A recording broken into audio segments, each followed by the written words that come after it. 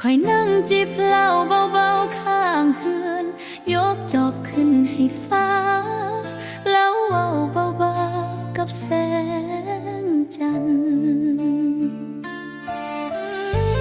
ทนเลือดเหล้าแก้วเก่ากับคำเว้าเดิมเหล้าขาวในแก้วนี้คอยยกจิบแล้วก็เจ็บเพราะทุกหยดคือภาพโตในใจแสงเดือนส่องลงมาถือขวดเหล้ามันคือแสงเดียวกับวันที่เฮานั่งนำกันตัวเคยเอิ้นคอยว่าคนของใจแต่บัดนี้เหลือแต่เสียงลมเอิ้นแทนเหล้าที่คอยกินบ่ได้เมาแต่มันคือความคิดทอดที่บ่เคยสา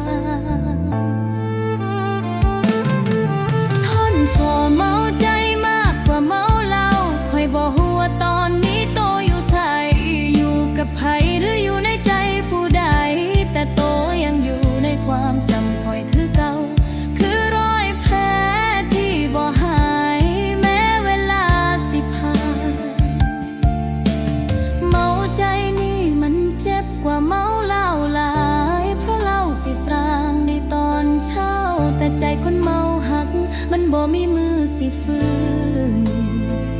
เมาย้อนโตทุกคืนที่เดือนขึ้นเต็มฟ้า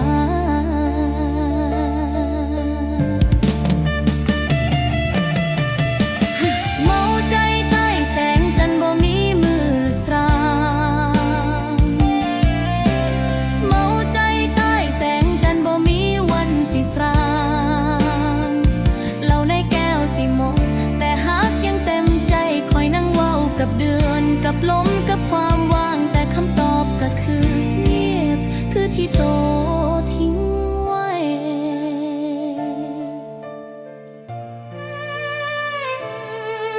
โอ้ยน้อฮักของคอยคือเหล้าขาวคมในคอแต่หวานในความจำยิ่งดื่มยิ่งคิดยิ่งเจ็บแต่ก็ยังอยากยกจอกต่อเพราะมันมีโตอยู่ในนั้น